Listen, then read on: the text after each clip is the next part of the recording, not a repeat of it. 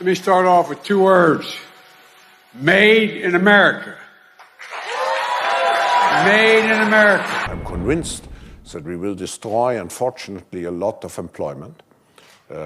Just think of self-guided cars and all the drivers losing their jobs. Let's look at the bank employees and so on.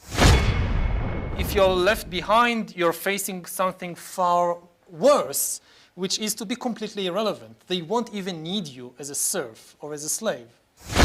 Binance saying a cross-chain bridge linking with its BNB chain was targeted, enabling hackers to move tokens off the network. In total, hackers withdrew 2 million tokens, about $570 million at current prices. Joining us now is Changpeng Zhao. He is Binance CEO. The hack comes as Binance launches a new program aimed at training law enforcement and prosecutors to fight against cyber crimes. CZ, it's good to see you. It's what we have seen hacked, and this was what, $500 million, $2 billion total. It's always when crypto is moving from one chain, one blockchain to another. Is that when it happens in a cross-chain bridge? What needs to be done? Yes, so that is what happens for a cross-chain bridge. And what has to be done, I think, the industry, as an industry, we just got to learn how to learn from this kind of mistakes and make our code more secure.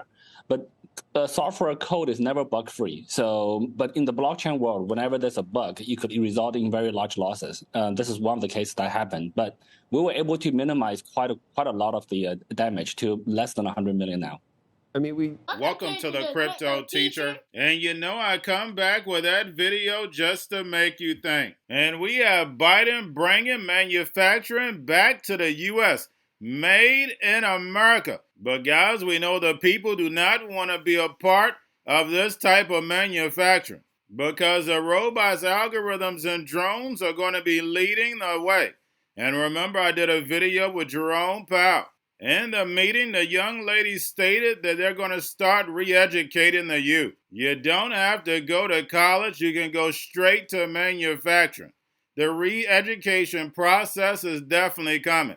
And we know that's what school is all about, indoctrination. And we have CZ of Binance on CNBC. As we can see, this is wonderful timing. And as he talks about the hack, the average person who's listening to this does not want to invest in crypto because they'll be too scared that their funds would be hacked. And most people know crypto has no regulation, so their funds are not secure. And this is how the media can drive away people from investing. And guys, we know everything is done on blockchain.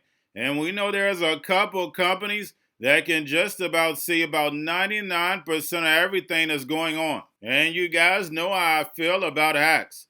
And then we have the Chinese yuan, the Chinese devaluing their currency. Guys, they've been doing this forever. They've always been manipulating their currency because of exports. And America has been loving us because they've been making all of our goods. But now, since we're going to be starting to make our own goods, that's going to start a currency war. And the Chinese yuan, which is going to be digital, is going to get stronger and stronger. Why? Because of the BRICS nations. You have hundreds of millions of people that are going to come out of poverty into the middle class. And it's going to be the opposite when it comes to America. And that's the reason why they're going to bring in universal basic income.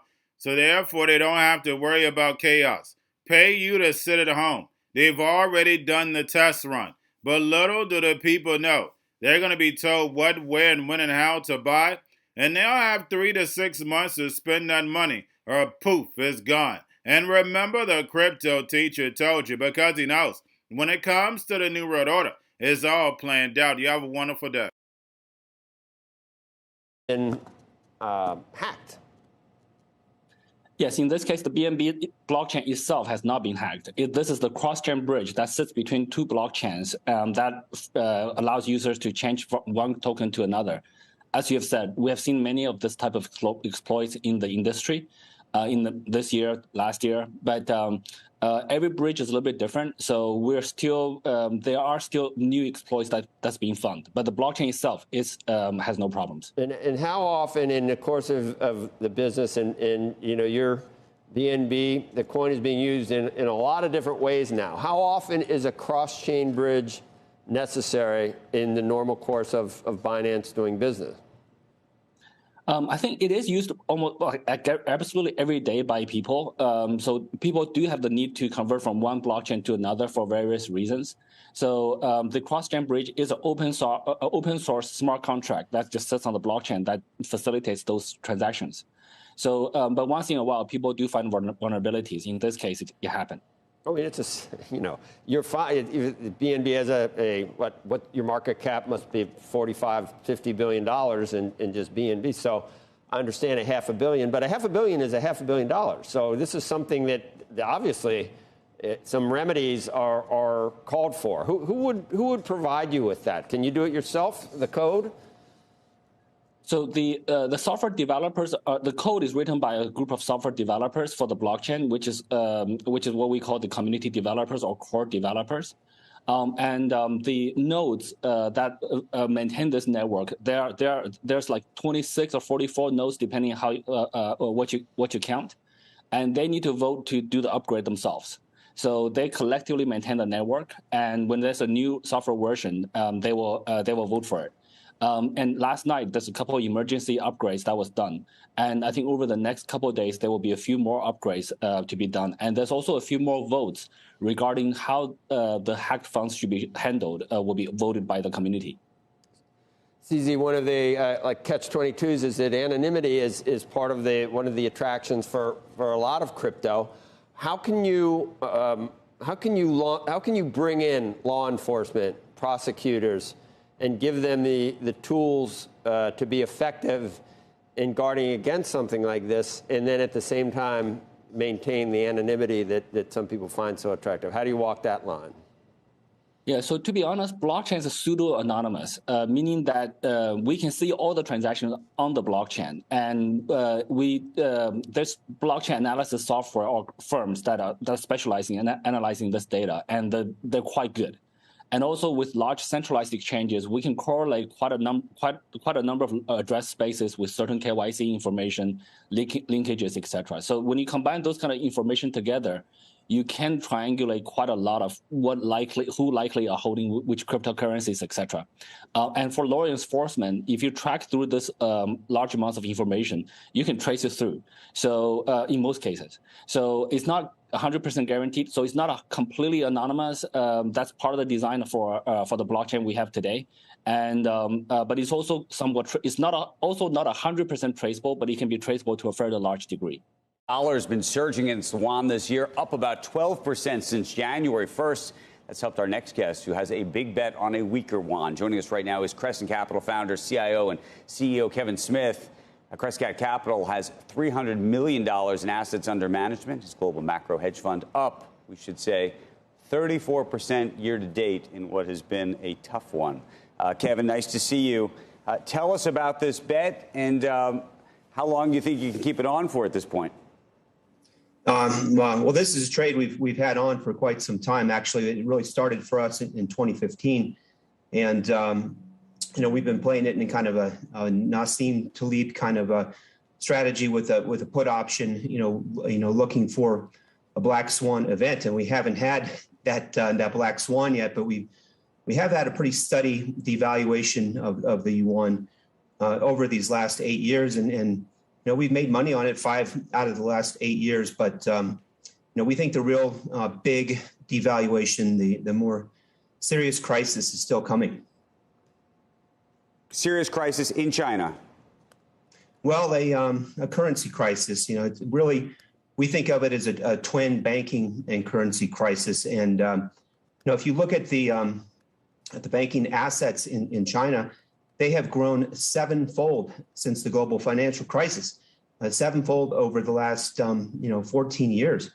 And this is really something that's we've never seen this before in any major country for any major currency anywhere on the planet. We're going to a different economy, And we're going to be learning more about that as we go. But clearly, we're learning that things can be done from remote locations. We're learning that technology can replace people even more than we thought.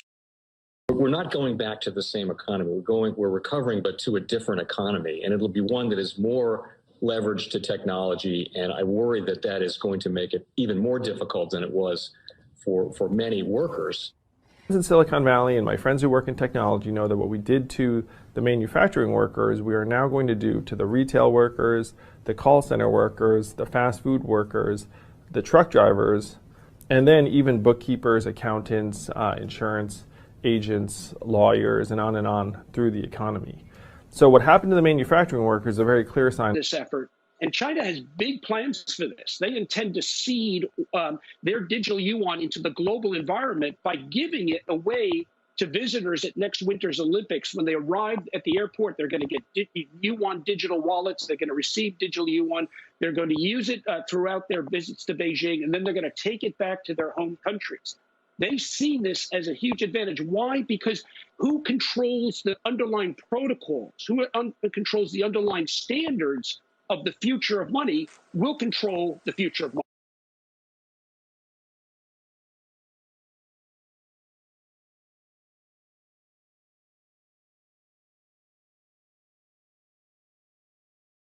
Most powerful person in the world is the storyteller.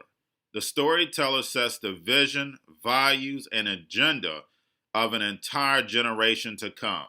Steve Jobs. And guys, you know I truly believe in this. When you look at the New World Order, they're the storytellers. And that's the reason why I wrote my New World Order book. But guys, now it's time to change the current generation.